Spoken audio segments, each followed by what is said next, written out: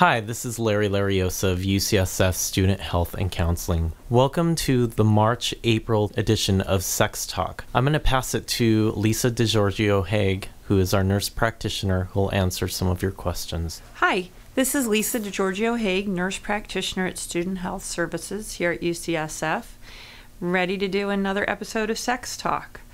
We encourage everyone listening, if you have any questions, you can give them to us anonymously through our website, or if you want to write it down and put it in our suggestion box in our waiting room, you can do that too. All right, so we have two questions today. The first question comes to us from a heterosexual man, and the question is, "Hi, my girlfriend is smaller than me and feels that my penis is a little large. This is a new relationship. Are there any sexual positions that will make sex easier?" Any new sexual relationships is going to present itself with some discrepancies. And I really want to stress here before I say anything else that communication is key. Learning to talk to your partner, taking things slow, is going to make a huge difference if your relationship is going to thrive.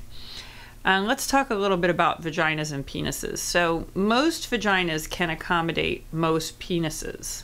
The vagina, when you think about it, it can stretch big enough to accommodate the birth of a baby. So it's pretty elastic. And the key to the elasticity is relaxation. So when a person is sexually turned on and relaxed, the vagina actually sort of widens and lifts up. The uterus sort of lifts up into the pelvic cavity and makes room. So I would say the most important thing here after communication is making sure everybody's relaxed. And if that means not having intercourse for a little while till you figure it out, that can be a good thing. There's lots of other things that you can do besides intercourse. And I'll get into that in a minute. The issue here may also be lubrication. Is your partner wet? And if she's not, then you need to do more to turn her on. And you also need to add some lubrication. There's lots of lubrication in the market. You can buy tons of them out there. You might want to try some different types. I usually recommend Astroglide, but there's other really good ones. I don't recommend KY jelly so much. It tends to break down over time. The issue of foreplay is a big one. I mean, lots of women need lots of stimulation, and you can use your hands, your mouth. Clitoral stimulation is necessary for most women to get lubricated.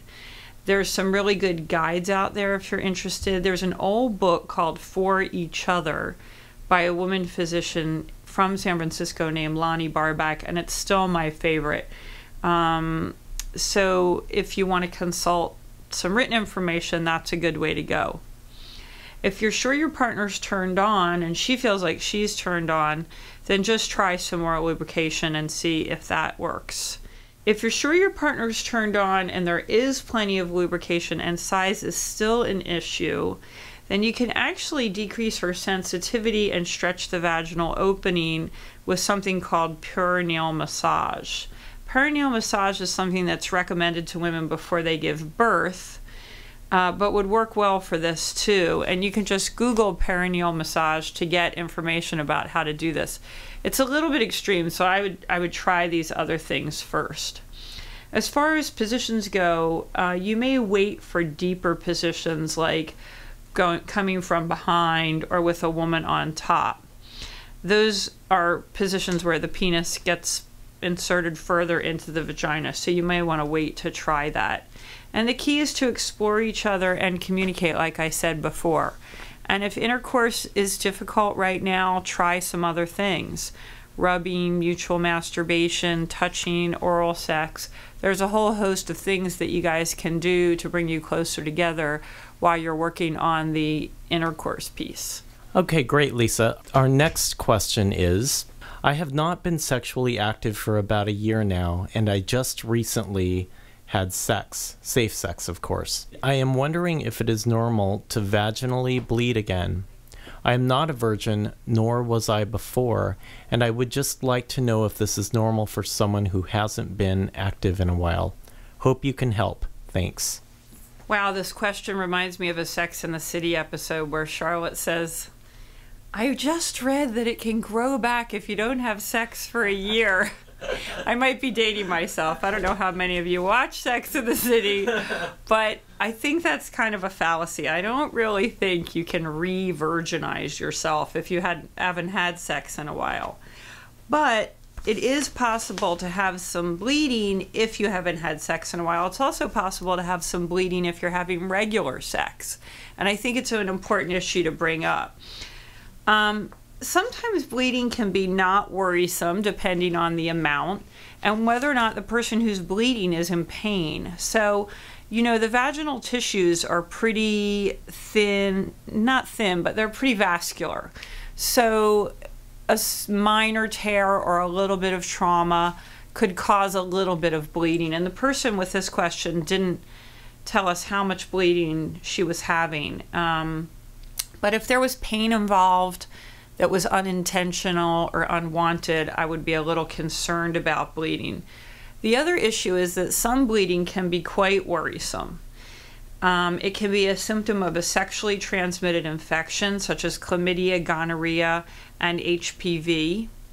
Bleeding after sex can be a symptom of pregnancy.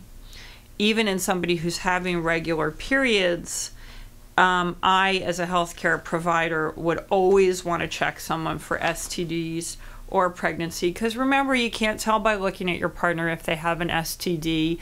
They may not know they have an STD. And what happens in women often is the only symptom they have is that their cervix gets somewhat inflamed. So it may be that during intercourse, if the penis is hitting the cervix, it may cause some bleeding afterwards. It could also be a symptom of a urinary tract infection, which can be accompanied by blood in the urine, so you may mistake blood in the urine for some bleeding after sex. It could also be a symptom of a cervical polyp, which is sort of a little growth that comes out of the cervix, which in and of itself is not usually a problem, but if it's causing bleeding during sex or after sex, we'd want to probably remove it. And it can also have to do, as I mentioned before, with irritated or inflamed vaginal tissue due to excessive or vigorous penetration or even vaginal trauma. And as mentioned in the previous question, using water-based lubrication can really help minimize or prevent this from happening. The bottom line, I would say, is if it happens and it's painful, or you're concerned you could have an STD or a pregnancy, or even if you just want to check it out, an appointment here with us is definitely indicated. And we can talk about the history and get more details. And I hope everybody out there is being safe and happy and having good sex. And we'll talk again next month. Don't forget to send us your questions on our website at Student Health and Counseling, UCSF, and they're anonymous. Have a good spring.